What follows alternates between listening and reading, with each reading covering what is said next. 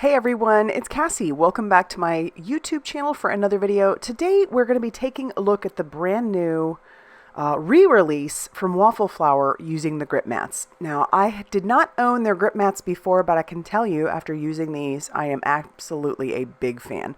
So I have the Stencil suite, so that's the two of them, and it's the 5.5 by 8.5 grip mat and the 6 by 6 grip mat. And I think they're fabulous. I'm also going to be using some other newer products.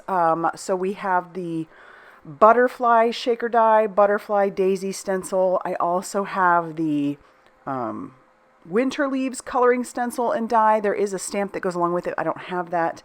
And then I'm also going to be using the A7 nesting stitch rectangle die. Now, because this video is mostly about the grip mats themselves, I'm only going to show you the process of using a few of those products. But these grip mats, if you're unfamiliar with them, they're really great. I was using a different type of system to use my stencils, and it worked fine. I did end up using quite a bit of like mint tape in the process, but this significantly cuts down on the amount of tape you might need.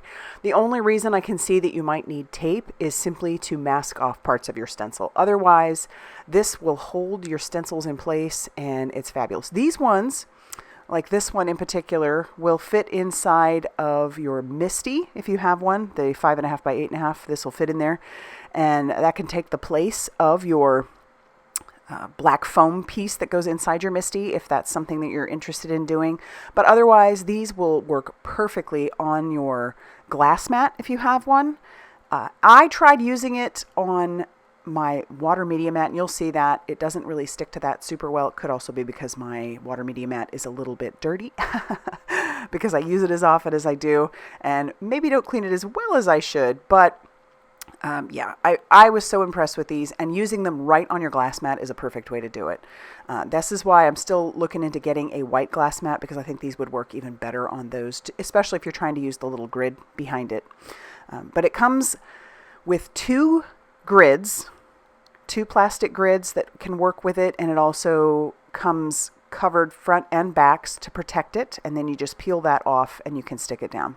So again, I'm bringing in my water media mat because I've seen those used that way. But again, just using it right on your glass mat is the perfect way to do it.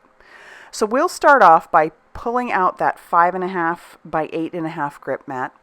And I just cut the top off of the packaging, and then I'm going to pull the grip mat out of there. Like I said, it has a front and a back to protect it. It comes with two grids, and those are what the grids look like. They're slightly smaller than the grip mats, which is nice because then it leaves a little bit of a lip from the grip mat to be able to grip to whatever surface you're trying to stick it to.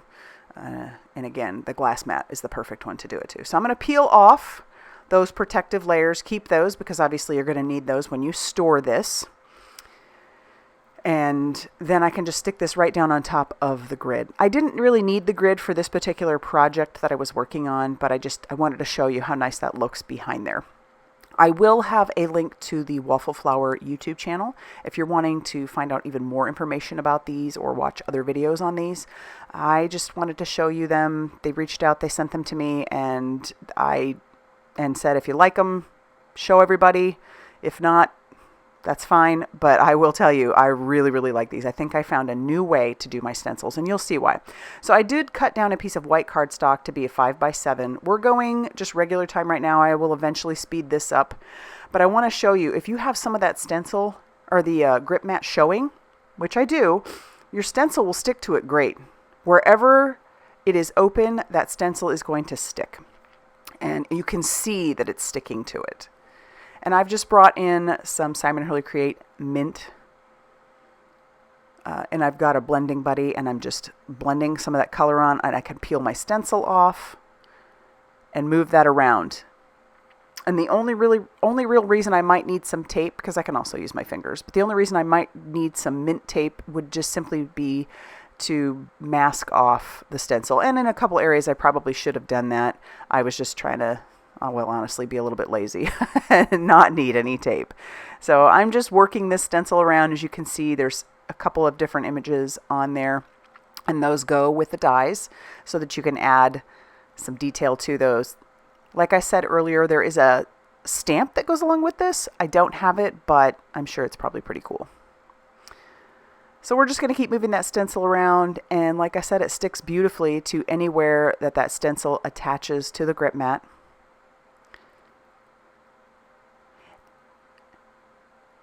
And I was just honestly, I was so impressed, because it's really not even that much that's showing, but the stencil sticks great to it. And then it's easy to clean off. You can just use a wet lint-free cloth. And then I'm going to keep that on there, but then I'm going to show you how you can peel that off. So as I'm showing you, it's not really sticking to the water media mat, which is fine. So I did peel that off. And the best way to peel it off is actually to pull the backing, the grip mat, away from the paper so that your paper doesn't curl up too much.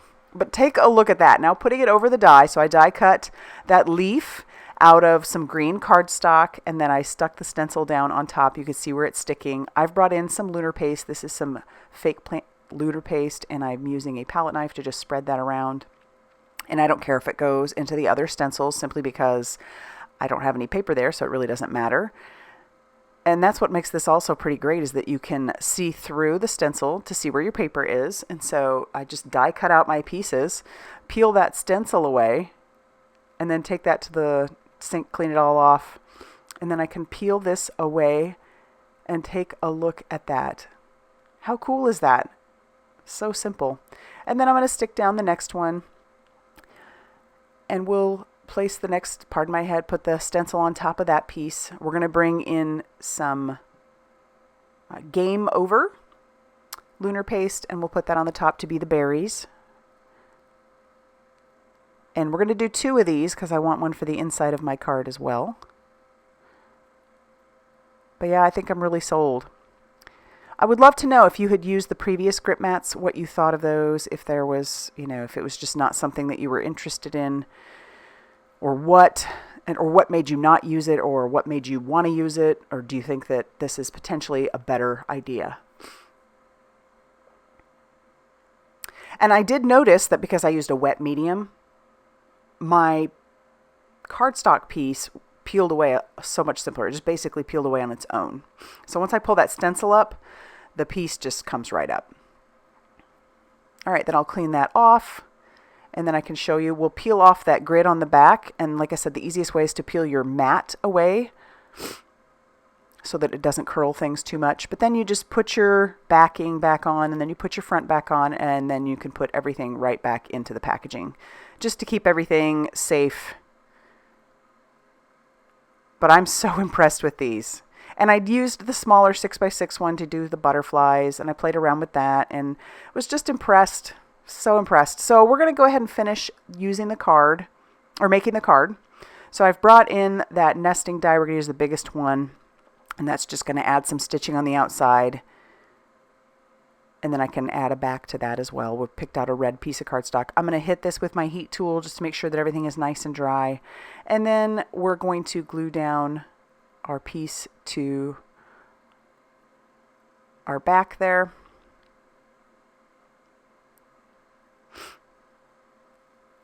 And then we have our card base, which is just, it measured 10 inches by 7 inches and then scored at 5 inches. So it's a 5x7 card. I'm going to take one of those little berry pieces, and we're going to stick that in the inside, just to make everything more cohesive with the outside.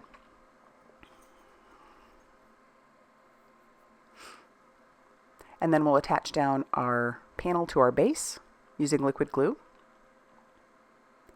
And then I'm going to glue the leaf and the berry together. The reason I'm doing that is because I want to use some foam tape on that. And I just figured wherever the berries were overlapping the leaves, I'd just glue those together, so that way it'd be so much simpler to add the foam tape where I needed to add the foam tape.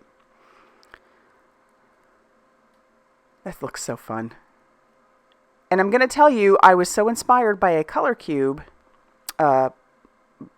panel that I had, and I'll talk about that. I think I bring it in later. If I don't, it was color cube number 204. I am so inspired by that color cube anymore. Like, I just automatically go to it. Then we're going to stick our piece down after I've pulled off all the release paper on those adhesive foam strips. I'm going to stamp out the sentiment that says miss you. And believe it or not, that's from the Under the Sea sentiments. And yes, this is Christmas, but I live so far away from most of my family that for me, sending a Christmas card with miss you on it is perfect. I'm going to bring in these Clean and Clear enamel dots, and I'm just going to use the clear ones. There's also other colors. There's candy dots. I'm going to use my pickup stick to pop some of those off of there. And I'm going to be fairly liberal putting those on just because they look so good on that background. And I feel like embellishments really do kind of finish a piece off for the most part. But yes, so I highly recommend the brand new grip mats. I don't know if it's too crazy different from the previous ones that were released, but I am sold on these. And if you've never used grip mats before, this is where it's at, kids. I appreciate it. So anyway, if you like this video, hit that like button. Definitely consider subscribing if you haven't already done so. And as always, I'll see you very soon in another video. Bye, everybody.